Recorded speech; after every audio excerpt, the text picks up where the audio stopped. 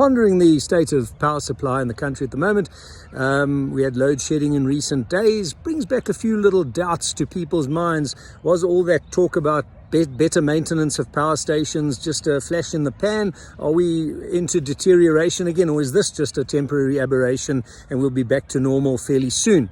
Difficult to tell. What we do know, though, is that a lot of infrastructure is aging. State-owned enterprises and general government at all levels alike is low on infrastructure spend, has been for a few decades now. So a lot of infrastructure is aging.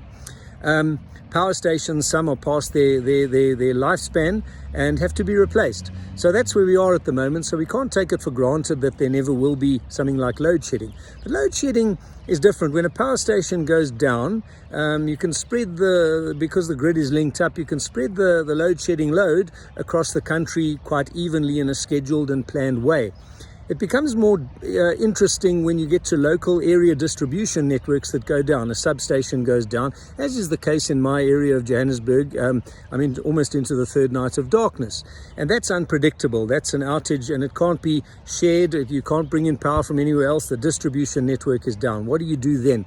Well, this is a different impact. It's not a national impact. It's local area impact. And as infrastructure in many cities and towns ages, so you can get certain areas that are less reliable or more reliable than others. What does this instigate? Well, it starts to instigate migration of people and businesses looking for places where things work. On a regional basis, a big regional basis, we've already seen that in recent decades, a net migration of skilled and affluent people and certain amount of businesses to the Western Cape province, where in many councils things do work better.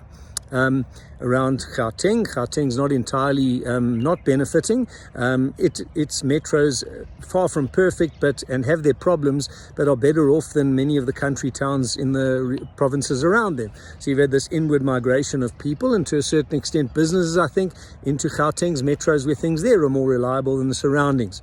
In places like the city of Joburg and surroundings, you also have, and I think you'll get more of it, movements to where things work better, where area networks go down less, where water supply is reliable, where electricity distribution is more reliable. Always tough to predict if it's going to stay that way when all your infrastructure is aging. But I think business, what we see in some of our surveys at FNB, and is that businesses are looking more and more for places where things work and are prepared sometimes to relocate for that.